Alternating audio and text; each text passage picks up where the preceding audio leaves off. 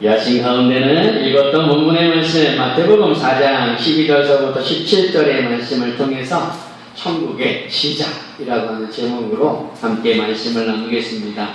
3주간 동안 계속 천국에 대한 부분들을 이야기하고 있습니다. 천국은 우리가 죽어서 가는 곳만은 아니라는 거죠. 천국에서 우리가 죽어서 가는 저 천상에 있는 곳, 그곳만이 천국이 아니라 천국의 기본적인 개념은 뭐입니까? 바로 하나님이 계신 곳이라는 거죠. 그래서 하나님이 계신 곳, 예수님이 계신 곳, 그게 천국이라고 하는 거예요. 그래서 우리 예수님께서 이 땅 가운데 오실 때 우리에게 선물을 가지고 오셨는데 그 선물이 뭐냐? 바로 천국이라고 하는 거죠. 그래서 예수님이 이 땅에 오심으로 무엇이 왔는가? 천국이 임재했다라고 하는 거예요. 그러므로 예수 믿는 모든 사람들은 당연한 천국이 있을 뿐만 아니라 이 땅을 살아가면서도 뭡니까? 예수와 함께 살아가면서 천국을 누리며 살아가고 천국의 사람으로서 살아가는 거라는 거예요. 그 천국을 맞이할 준비를 누구를 통해서 시키셨는가? 세례요한이라는 거죠. 그 세례요한이 천국을 맞이할 준비를 무엇으로 시키셨는가? 회개의 세례라고 하는 거였어요. 왜 하필 세례일까? 왜 세례요한이 와서 회개의 세례를 베풀므로 그 천국을 준비하게 하는가? 그 정결케 하는 거였습니다. 신부가 신랑을 맞이할 때 제일 먼저 하는 게 뭐라고요? 자기의 몸을 깨끗하게 정결하게 하고 준비하는 거예요. 신랑을 맞을 준비하는 거예요. 그래서 세례 요한이 오셔서 제일 먼저 하신 일이 뭐냐? 회개의 세례라는 거야. 그 회개의 세례를 통하여서 그분의 사역을 감당하는데 그분의 사역이 뭡니까? 주의 일을 평탄하게 하는 겁니다. 주의 길을 예비하는 겁니다. 그게 뭐예요? 그게 회개의 세례를 통해서 했다는 거죠.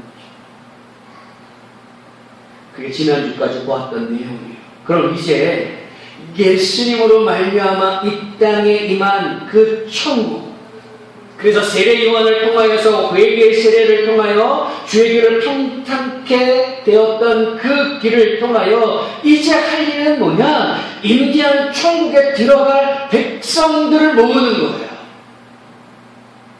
그걸 천국의 시작이라고 합니다. 오늘 본문은 그걸 통해서 보려고 합니다. 예수님께서 오늘 본문을 통해서 보면 알 수 있는 게 뭐냐면 본격적인 사역을 시작하시면서 선포하였던 말씀이 뭐냐라는 거예요. 17절 말씀해 보십시오. 이때부터 예수께서 비로소 전파하여 이르시되 뭐라고요? 회개하라, 천국이 가까이 왔느니라.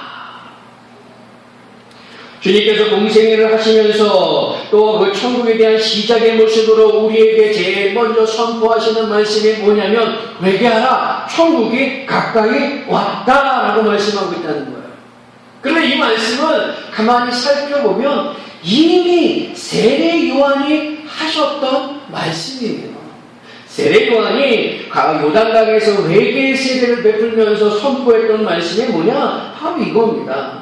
마태복음 3장 1절과 2절에 보면 이렇습니다. 그때에 세례 요한이 이르러 유대 광야에서 전파하여 말하되 회개하라, 천국이 가까이 왔느니라. 이미 세례 요한이 선포했어요. 이미 세례 요한이 회개하라, 천국이 가까이 왔다라고 말씀했습니다. 그런데 예수님께서 본격적으로 공생애를 시작하시면서 그 사역을 시작할 때의 메시지가 뭐냐? 회개하라, 천국이 가까이 왔다라고 하는 거예요. 왜 똑같은 말을 두 번씩이나 할까요? 왜 세례요한도 이 말씀을 하고 예수님도 이 말씀을 할까요? 같은 의미일까요? 조금 달라요. 세례요한이 회개하라, 천국이 가까이 왔다라고 하는 이 말씀은 구약의 말씀과 연결되어져 있습니다. 구약의 말씀과 구약의 예언의 말씀과 그 맥락 속에 있는데 주의 길을 예비하라, 주의 길을 평탄케 하라라고 하는 그 사명으로서 천국 천국을 준비하는 자로서의 메시지라는 거예요. 그러니까 천국을 준비하면서 선포하는 말씀이 뭐냐? 회개하라, 천국이 가까이 왔다. 이 말씀을 통하여서 평탄케 하는 작업. 그런데 그 세례요한의 그 말씀은 구약의 예언의 맥락 속에 있다는 겁니다. 메시아가 올 때에 먼저 오실 엘리야가 있다, 먼저 오실 선지자가 있다라고 말씀한다라는 거죠. 그 선지자의 사명이 세례요한의 사명이에요. 그래서 회개하라. 그 길을 통하여서 주님 앞에 나갈 길들을 평탄하게 만든다는 거예요. 그럼 예수님의 이 메시지는 뭘까? 예수님의 메시지, 회개하라, 천국이 가까웠다라고 하는 이 메시지는 뭘까? 그것은 구약의 예언의 성취자로서 실제적인 천국을 가져온 자로서의 메시지라는 거예요. 좀 쉽게 얘기하면 세례요한은 천국이 왔다, 그러니 회개하라 라는 말씀이라면 예수님의 메시지는 천국이 내 앞에 있다라는 거예요. 그러니 회개하라. 세례요한의 메시지는 천국이 왔으니 준비하라 라고 하는 개념이라면 예수님의 메시지는 천국이 내 앞에 있으니 맞이하라 라고 하는 개념 속의 메시지라는 거예요. 그러니까 조금 다른 모습을 볼 수가 있다라고 하는 거죠. 그런데 왜 예수님이 회개하라고 말씀하셨을까 하는 거예요. 물론 세례요한은 예수님 앞에 사람들을 인도하기 위해서, 그 길을 평탄케 하기 위해서, 예수님 앞에 나아가는 죄라고 하는 부분들을 깨끗하게 하기 위해서 회개의 세례를 선포하며 회개하라라고 말씀했다는 거죠. 그런데 예수님이 이제 오셨어요. 실질적으로 오셨습니다. 천국을 가지고 오셨습니다. 천국은 내 앞에 있다. 이제니 그러니 맞이하라, 그러니 영접하라, 이 말씀을 하셔야 되는데 그 말씀이 아니라 회개하라라고 합니다. 왜 회개하라라고 하셨을까라고 하는 거예요. 예수님이 가지고 오신 그 천국을 내가 맞이하기 위해서 그 부르심의 첫 번째 일이 뭐냐? 회개하는 거라는 거예요. 또 왜 이것을 요구하셨을까? 그건 유대인들의 어떤 삶의 모습을 통해서 먼저 읽어볼 수가 있다는 거죠. 예수님의 말씀의 선포는 1차적인 대상인 누구냐? 유대인들이에요. 근데 유대인들은 역사적으로 계속해서 어려움들을 겪어왔다라고 하는 거죠. 그리고 예수님 시대에도 유대인들은 지금 어려움을 겪고 있는 중이라고 하는 거예요. 그들의 역사를 가만히 살펴보면 어떤가? 이스라엘이라고 하는 나라가 아수르 가운데, 또 바벨론이라고 하는 나라에 멸망을 당해요. 포로로 잡혀가요. 그러니까 이방인들이, 이방 나라가 이스라엘을 지배한다는 거예요. 그래서 많은 사람들이 포로로 잡혀가서 포로 생활을 한다는 거죠. 근데 그것으로 끝나는 것이 아니라, 아수르에서 바벨론으로 끝나는 것이 아니라 바벨론을 이어서 성경에 보면 바사와 메데라고 하는 나라가 나오는데, 세계사 속에서 보면 페르시아입니다. 그 페르시아가 이 바벨론이라고 하는 나라를 지배합니다. 이깁니다. 전쟁에서 승리해요. 그래서 페르시아의 지배를 받아요. 그런데 그 페르시아라고 하는 나라는 우리가 잘 알고 있는 알렉산더 대왕에 의해서 패배하여서 그 페르시아가 지배했던 모든 땅들을 누가 지배하느냐? 헬라라고 하는 나라가 지배한다는 거예요. 그런데 그 헬라를 무너뜨렸던 나라가 누구냐? 로마라고 하는 나라예요. 그러니까 이스라엘이라고 하는 나라, 우리가 간혹 들었을 겁니다. 이스라엘이라고 하는 나라는 2000년 동안 나라가 없이 살았다. 그 얘기는 뭐냐면 2000년 동안 계속해서 그 주변에 있는 강대국들에 의해서 지배를 받아왔다라고 하는 거예요. 그러니까 역사적으로 고난 속에, 어려움 속에 있을 뿐만 아니라 예수님 시대에도 로마라고 하는 나라의 지배를 받으면서 고난을 겪고 있다라고 하는 거죠. 그 고난 속에 유대인들이 뼈저리게 느낀 게 하나 있어요. 아, 우리가 무엇을 잘못했을까? 이 고민을 하면서 그들의 머리 가운데 떠오른 것이 무엇이냐면 율법이라고 하는 거예요. 아하, 우리가 하나님이 주신 율법을 제대로 지키지 않았구나. 하나님이 주신 그 율법을 제대로 지키지 않으므로 하나님께서 진노하셔서 이방 나라에 의해서 심판받게 하시고, 그래서 포로로 잡혀가게 하시고 계속해서 이방 나라의 지배를 받게 하시는구나 라고 생각했다라는 거죠. 그래서 그들이 포로로 잡혀가면서 그들이 제일 먼저 했던 일들은 뭐냐? 율법의 말씀을 떠올리면서 그 율법을 가르칠 수 있는 회당을 짓는 거예요. 그러니까 유대인들은 어디에 살든 10명만 모이면 회당을 짓는 겁니다.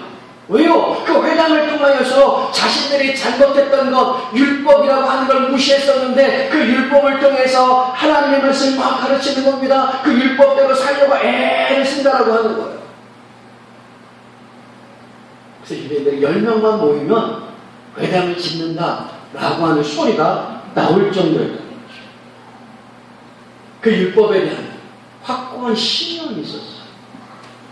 그 율법을 잘 정리해 놓으면 몇 개가 되냐면 615개입니다. 그러니까 615개 되는 그 율법을 철저하게 지키려고 애를 쓰는 거예요. 왜요? 왜 율법을 지키려고 애를 쓸까요? 그 율법을 지킴으로 하나님께서 인정하시는 의가 내 안에 있게 만들려고 한다는 거예요. 그 율법을 통하여서 의롭게 살고 거룩하게 살고 하나님 백성대로 살면 하나님이 약속하신 메시아를 보내줄 것이라고 그들은 생각하는 거예요. 그 목숨 걸고 이들은 율법을 지켜가는 거예요. 그 율법을 통해서 스스로를 어떻게 하는 거 자꾸 의롭게 만들어가는 거예요. 그러면 때가 되면 하나님께서 메시아를 보내시고 그 메시아를 통해서 이스라엘이라고 하는 이 나라가 세계 모든 민족 가운데 우뚝 선 그날이 온다는 거죠. 그리고 자신들을 괴롭혔던 이방 나라들을 다 물리칠 거라고 하는 거예요. 그리고 율법을 잘 지킴으로 하나님이 약속하신 천국에 갈 수 있다라고 생각한다는 거죠. 이게 예수님 시대에도 빽빽했다는 거예요.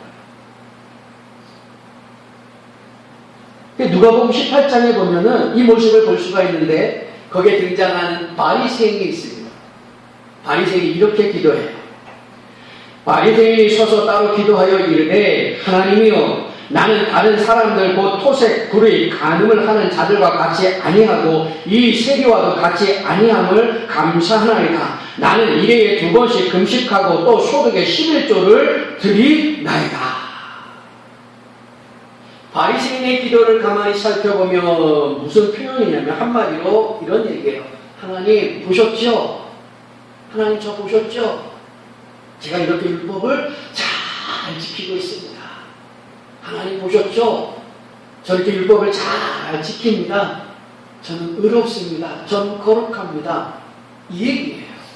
한마디로 자기의 의를 드러내는 거예요. 자기 의에 대한 표현이다. 그런데 율법의 목적은 의를 드러내는 게 아니에요. 그 말씀을 잘 지킴으로 의를 드러내는 게 아니라는 거예요. 하나님의 말씀 615가지가 되는 그 율법을 잘 지킴으로 어이구 너는 참 잘했다. 너는 의롭다. 너는 의인이다. 이런 이야기를 하시려고 율법을 주신 게 아니라는 거예요. 율법의 목적은 성경은 이렇게 얘기합니다. 로마서 5장 13절의 말씀을 보면 제가 율법이 있기 전에도 세상에 있었으나 율법이 없을 때에는 죄를 죄로 여기지 아니하였느니라. 로마서 7장 7절 그런즉 우리가 무슨 말을 하리요 율법이 죄냐 그럴 수 없느니라. 율법으로 말미암지 않고는 내가 죄를 알지 못하였으니 곧 율법이 탐내지 말라 하지 아니하였더라면 내가 탐심을 알지 못하였으리라. 그래서 로마서 3장 20절은 이렇게 얘기해요. 그러므로 율법의 행위로 그의 앞에 의롭다 하심을 얻을 육체가 없나니 율법으로는 죄를 깨달음이니라 라고 말씀합니다. 그 율법의 목적은 그 율법을 통해서 율법을 잘 지킴으로 하나님 저 의롭죠? 저 깨끗하죠? 제가 말씀 잘 지키죠? 이걸 보시려고 하는 것이 아니라 너의 죄가 뭐냐라고 하는 걸 보시기 위함이라.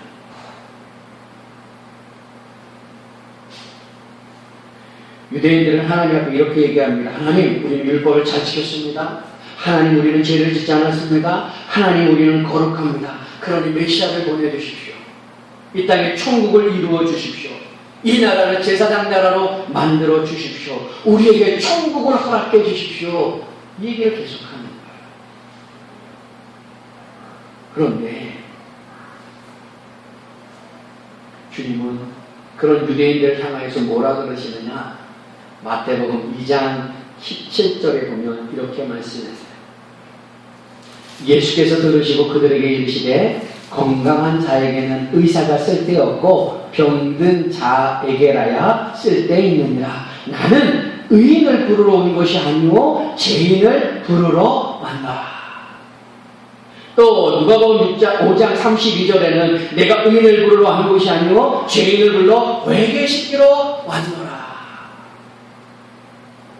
가만히 이 말씀들을 비춰보면 그 당시 유대인들과 예수님의 생각이 좀 다른 부분을 볼 수가 있다는 거예요. 쉽게 얘기하면 필트가 안 맞아요. 예수님이 생각하시는 것과 그 당시 유대인들이 생각하는 것은 포인트가 안 맞는다는 거, 서로 엇박자를 놓고 있다는 거예요. 유대인들이 오해하고 있는 게 있습니다. 율법을 잘 지키면 하나님께서 그 의를 인정해 주실 거라고 생각을 하는데 성경을 가만히 보십시오. 특별히 구약의 말씀을 가만히 보십시오. 그 구약의 말씀 가운데 선지자들의 말씀을 가만히 보십시오.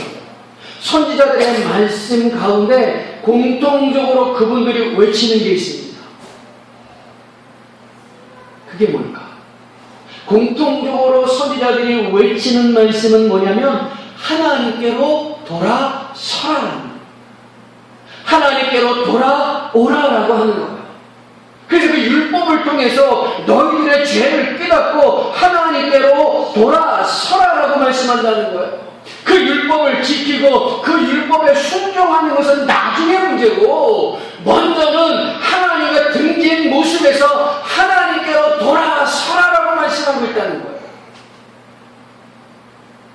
그게 선지자들의 공통적인 말씀이에요. 그 말씀이 신약에 들어오면 무엇으로 선포되어집니까? 세례 요한의 입술을 통해서 예수님의 입술을 통해서 선포되어지는 말씀이 뭡니까? 회개하라라는 거예요. 회개라고 하는 것은 그 단어의 원문적인 의미는 뭐냐면은 돌아서라, 회복하라, 마음을 바꾸라 이런 말씀입니다. 그러니까 예수님께서 오셔서 선포하시는 말씀이 뭡니까? 돌아서라라고 하는 거예요. 회복하라라고 하는 겁니다. 내 마음을 바꾸라라고 하는 거예요. 어디로요? 하나님께로. 내 마음을 하나님께로 바꾸고 네 모습을 하나님께로 돌아서고 내 속에 있는 그 모습을 하나님께로 회복하라라고 하는 거예요. 이게 회개예요.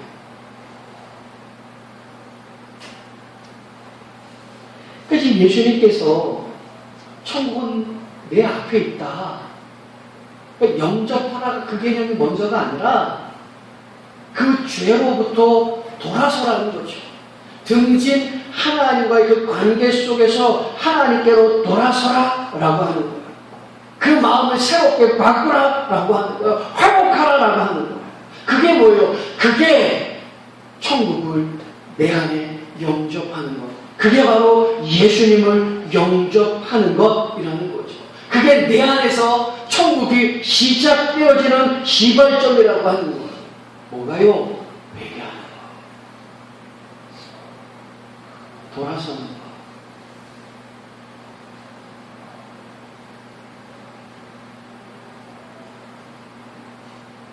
우리가 예수님을 영접했습니다.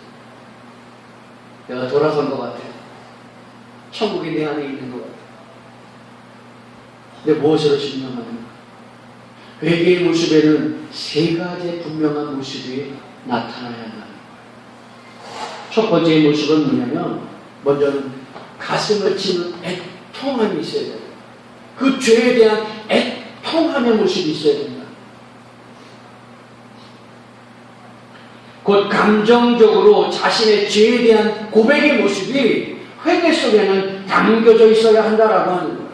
내가 예수 그리스도를 영접했다, 천국이 내 안에 있다, 그래서 천국이 시작되어진다, 내 안에서 시작되어진다라고 할 때 선행 조건은 회개인데, 그 회개의 모습은 뭐냐? 첫 번째 모습은 뭐냐? 내 가슴을 치는 애통함의 모습이 있어요. 누가복음 18장에 보면 세리가 기도합니다. 그가 뭐라고 기도하는가? 이렇게 얘기해요. 세리는 멀리 서서 감히 눈을 들어 하늘을 쳐다보지도 못하고 다만 가슴을 치며 이르되 하나님이여 불쌍히 여기소서 나는 죄인이로소이다. 18장에 바리새인과 세리가 같이 기도하는 모습이에요. 근데 바리새인은 뭡니까? 하나님 저 보셨죠? 저는 율법을 다 지켰습니다. 하나님 저 보셨죠? 제가 율법을 잘 지켜가는 거 보셨죠? 저는 하나님 앞에 깨끗합니다. 의롭습니다. 거룩합니다. 그러니 천국을 주십시오. 이 개념이라면 세리는 뭡니까? 가슴을 치는 거. 자기 죄 때문에. 감히 눈을 들어서 하늘을 보지도 못합니다. 성경을 보지도 못한다는 거예요. 그러면서 뭐라 그래요? 하나님 불쌍히 여기소서 나는 죄인이었습니다. 회개의 모습이에요. 그래서 누구를 인정해 주시는가? 누가복음 18장 14절에 보면은 예수님께서 그 바리새인과 세리의 기도를 들으시고 이렇게 말씀하십니다. 내가 너에게 이르노니 이에 저 바리새인이 아니고 이 사람이 의롭다 하심을 받고 그의 집으로 내려갔느니라. 누가 천국을 가진 거예요? 하나님 절 보십시오. 깨끗하게 살았습니다. 거룩하게 살았습니다. 율법을 잘 지켰습니다 하면서 자기 의를 드러낸 사람에게 천국이 시작되어지는 것이 아니라 자기 죄를 고백하는 사람, 회개하는 사람, 가슴을 치며 애통하는 자에게 천국이 시작되어져요. 예수님은 그런 사람 속에 임하시는 거예요. 그 시편 기자는 이렇게 말합니다. 여호와는 마음이 상한 자를 가까이 하시고 중심으로 통회하는 자를 구원하시는도다. 하나님께서 구하시는 제사는 상한 심령이라. 하나님이여 상하고 통회하는 마음을 주께서 멸시하지 아니하시리로다.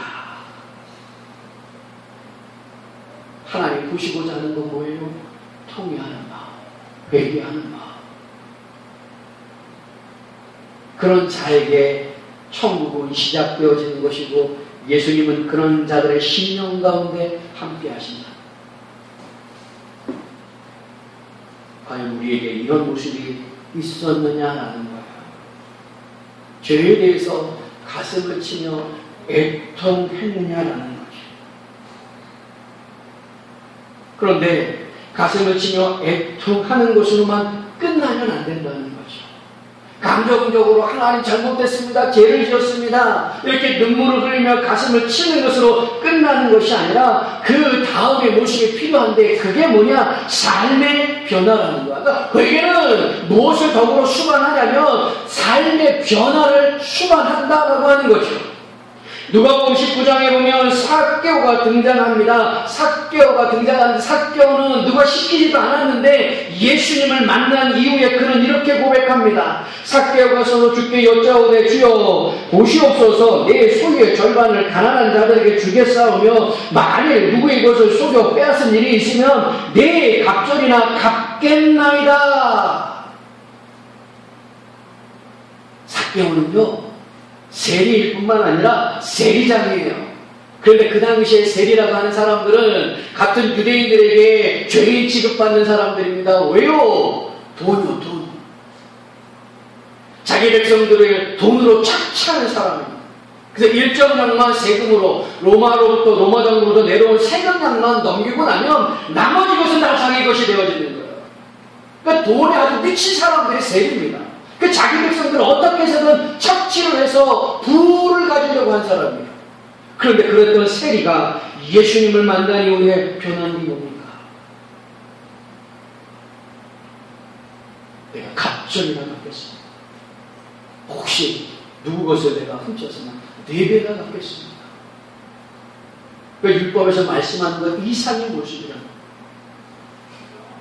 이런 모습을 야고보서에서는 뭐라고 얘기하느냐 이렇게 얘기해요. 내가 보거니와 믿음이 그의 행함과 함께 일하고 행함으로 믿음이 온전하게 되었느니라. 이러보건대 사람의 행함으로 의롭다 하심을 받고 믿음으로만은 아니니라. 영혼 없는 몸이 죽은 것 같이 행함이 없는 믿음은 죽은 것이니라.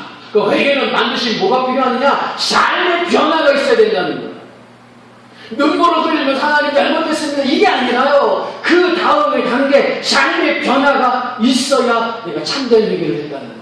그런 사람에게 주님은 영접 함께 하시고 그가 동행하시고 그에게 천국을 주시는 거예요. 마지막으로 회개의 모습 가운데 등장하는 게 있는데 그게 뭐냐? 그건 보는 게 달라지는 거예요. 그 삶의 목표가 바뀐다는 거예요. 오늘 본문의 말씀을 가만히 보십시오. 예수님께서 비로소 전파하여 이르시되 회개하라 천국이 가까이 왔느니라 선포합니다. 회개하라고 선포하고 있어요. 그런데 그 다음에 나오는 장면이 뭐냐? 18절에서부터 22절에 나오는 장면이 뭐냐면 4명의 예수님의 제자를 부르시는 거예요.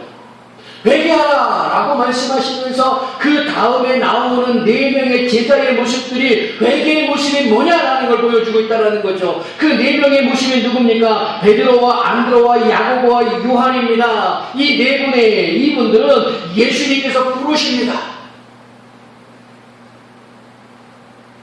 그들을 부르실 때 그들은 어부로서 또는 자식으로서 배와 그물과 아버지를 버리고 예수님을 따른다는 거예요.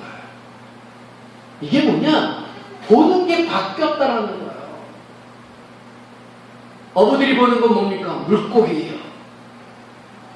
그런데 예수님께 부름을 받은 이후에 그들의 삶의 모습은, 그들이 바라보는 것은, 그들의 삶의 목표는 바뀌었다는 거죠. 그래서 예수님을 곧바로 따르는 순종하는 모습. 이걸 사도 바울의 말씀을 표현한다면 표대를 향하여 그리고 예수 안에서 하나님이 위해서 부르신 부름의 상을 위하여 달려가노라. 그러니까 표대를 향하여 달려간다. 근데 그 표대의 목적은 뭐냐? 하나님이 주시는 상이라고 하는 거예요. 그러니까 회개의 모습은 뭐냐? 보는 게 달라졌다. 예전에는 돈에 미쳐가지고 돈을 쫓아가고 돈이면 무엇이든지 다 할 수 있는 그런 삶의 모습에서 이제 예수를 바라보는 거예요. 말씀을 바라보는 거예요. 생명을 바라보는 거예요. 영혼을 바라보는 거예요.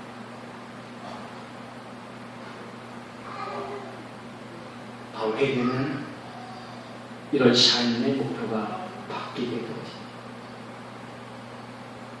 바로 그런 자에게 예수님께서 함께 하시고 그런 자들에게 천국을 주심으로 그 속에서 천국이 시작되어진다라고 하는 거죠. 말씀을 정리하고 마칩니다. 예수님이 말씀하셨어요. 회개하라 천국이 가까이 왔느니라. 이 말씀은 천국이 왔다는 거예요? 아니면 안 왔다는 거예요? 예수님의 이 말씀은 천국이 내 앞에 있지만 내 안에 있지는 않다라고 하는 거예요. 내 앞에 있는 그 천국, 임재한 천국을 소유할 수 있는 천국의 사람이 되기 위해서 필요한 게 뭐냐? 회개하는 거예요. 회개함으로 그 사람은 예수를 영접하게 되어지는 것이고 예수를 영접함으로 천국의 그 속에서부터 시작되어진다는 거죠. 결국은 천국의 시작은 무엇으로부터요? 회개로부터요. 그래서 예수님이 제일 먼저 천국을 전파하시면서 하셨던 말씀이 뭐냐? 회개하라라는 거예요. 회개는 돌아서라, 회복하다, 마음을 바꾸다라는 원문의 뜻을 가지고 있습니다. 하나님께로 돌아서는 것이고 하나님께로 회복되어지는 것이고 하나님께로 마음을 바꾸는 것이 회복이에요. 그 속에는 가슴을 치며 눈물 흘리는 자기 죄에 대한 고백의 애통함이 있어야 되는 것이고, 더불어 삶의 변화가 수반되어지는 것이고, 바라보는 것이 바뀐 삶의 목표가 바뀌어져야 한다는 것이고, 그런 사람들 안에 천국은 시작되어지는 거예요. 그게 참 회개예요.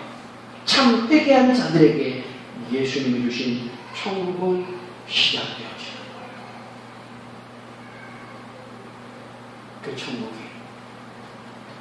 우리 안에 있어요. 우리의 삶의 모습을 가만히 살펴보십시오. 이 회개의 모습이 내게 있느냐라는 거예요. 주님이 찾아내시는 사람이 누구겠습니까? 참 회개하는 자. 그에게 천국은 시작되어지는 거예요. 사랑하는 모든 성도들에게 하나님의 아름다운 참 회개의 모습을 통하여 예수 그리스도께서 주신 그 천국이 우리 안에서 아름답게 시작되어지는 놀라운 일들이 날마다 나타날 수 있기를 주님의 이름으로 축원합니다. 아멘. 기도하겠습니다.